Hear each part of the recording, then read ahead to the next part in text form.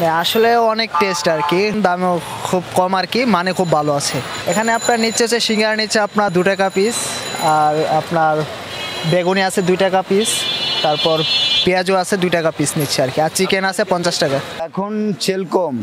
ঈদের আগে আমরা প্রায় 30,000 পিসির মতো বিক্রি করতাম। আমাদের 60টা দোকান, আমার গ্রিন লাইফের সামনে আছে, এখানে আছে 60টা দোকান, 30,000 পিসির মতো, 30 এরকম ছেলে। এখানে কর্মচারী আছে প্রায় 22-23 জন আপাতত আছে। এখন ব্যবসা করতে হিমশিম খেয়ে যাইতে হচ্ছে, এখন ব্যবসা নাই।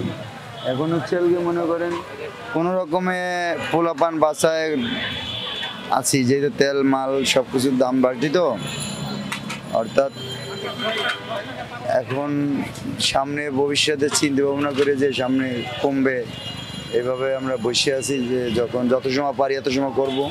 এর থেকে ছোটো মাল তো আর করা যাবে না।